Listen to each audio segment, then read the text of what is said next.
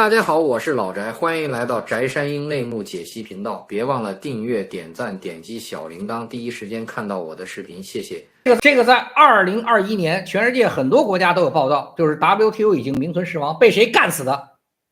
你们现在去查啊，2021年20年中国加入，就是被中国干死的。朋友们，请别忘了订阅频道，点个赞，分享给更多的朋友，也欢迎在下方留言和我一起探讨。您的支持是我前进的动力。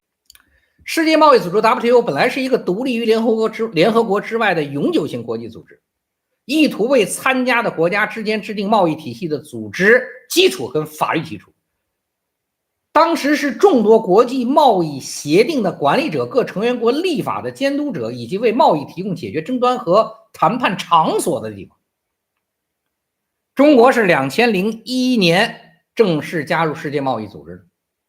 成为该组织第143名成员国。中国加入该组织以后，应该享受的是加入该组织的好处，按照这个组织现有的体制跟规格来去做事。那么由于中国加入的时候有大量的条件自身不符合能够加入 WTO 的标准，国际贸易组织标准，所以中国就用国家信用作为担保，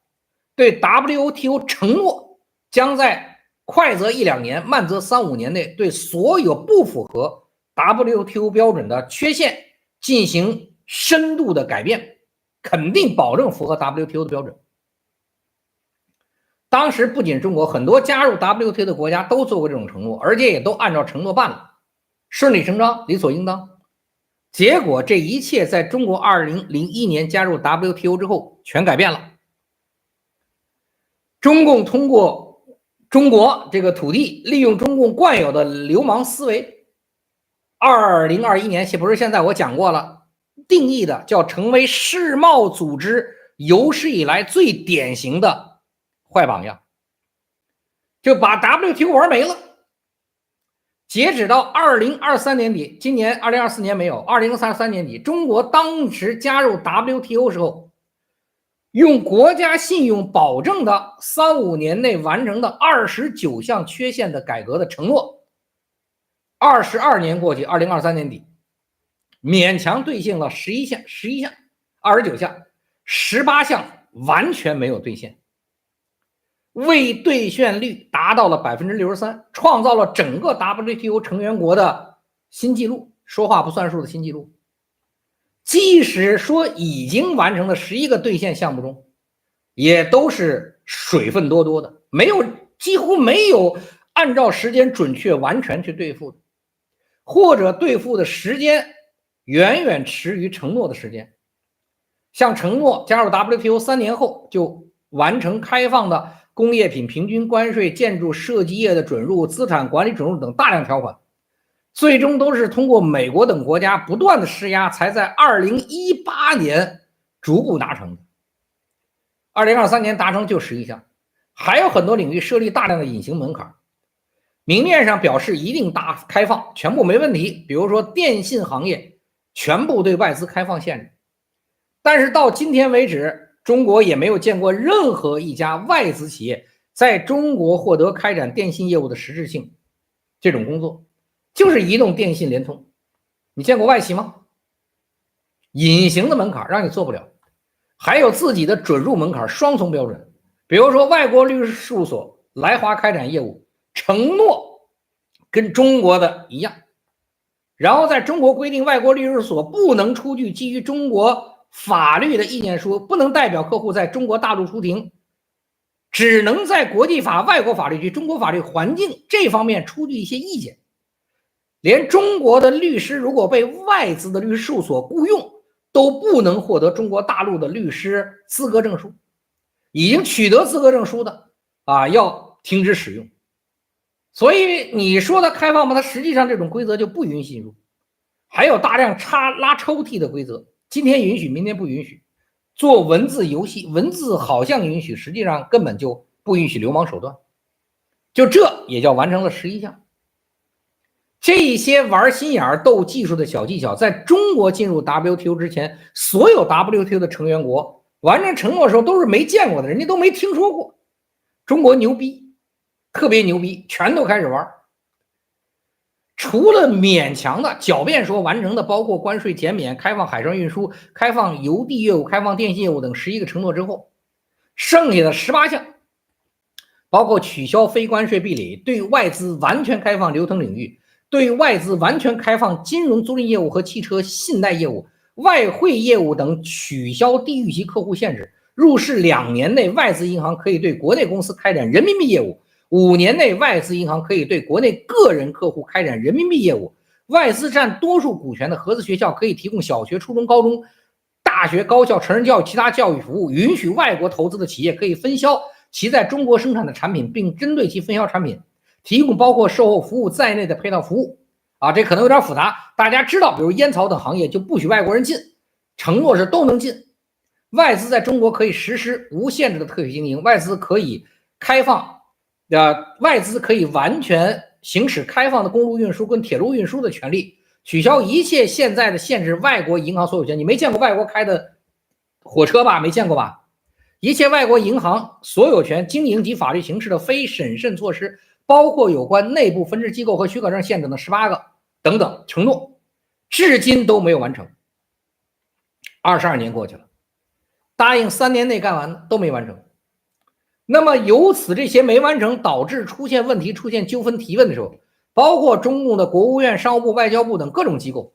每次面临到各种场合，公开的会议也好，这种国和国之间、一国多国之间的纠纷调解也好， WTO 都是一个政策，睁着眼睛说瞎话，一大堆中国话，然后绕着圈表示中国积极完成了，所有承诺都完成了。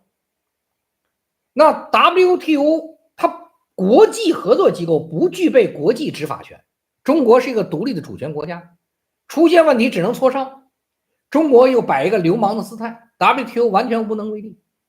所以中国靠自己极其牛逼的状态，在 WTO 加入的20年之后，把 WTO 搞得越来越乌烟瘴气，很多国家跟中国学，中国这么干我们也这么干，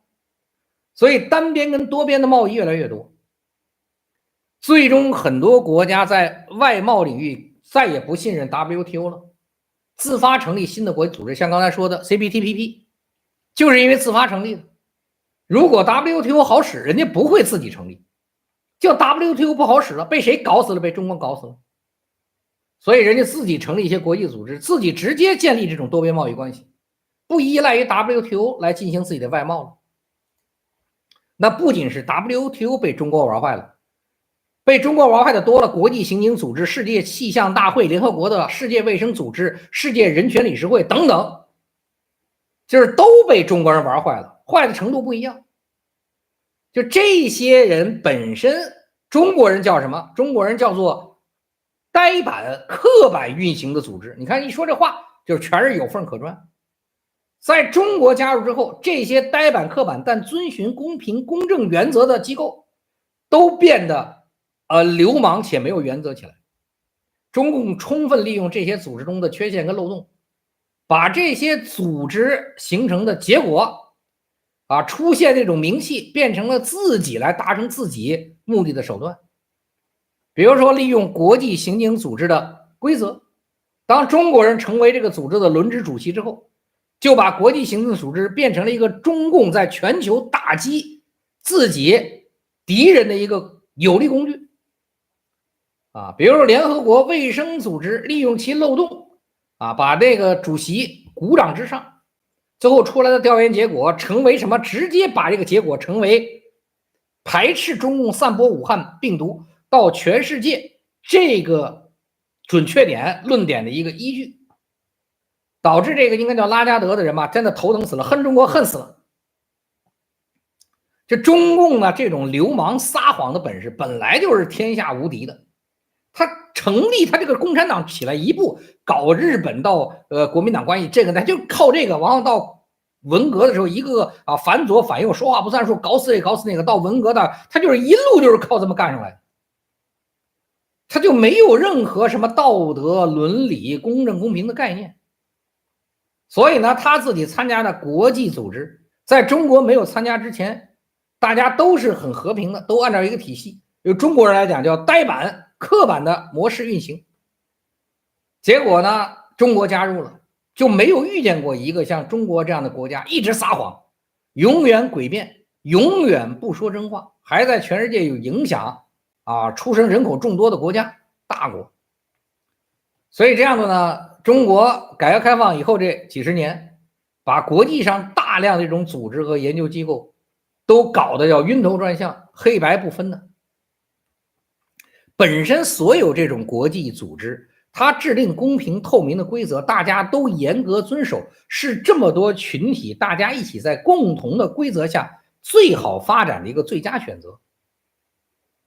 结果现在这个流氓进去了，利用自己不要脸下线随时突破的这种特长，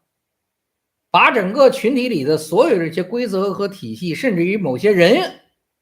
都潜规则都变成了自己的傀儡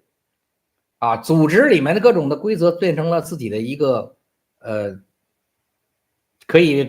遮风避雨的一个挡板挡箭牌，最终结果这些组织都垮了。那就这么着好吗？就这么着，今天大家都瞎聊了，感谢大家又花时间听我瞎逼逼，好吧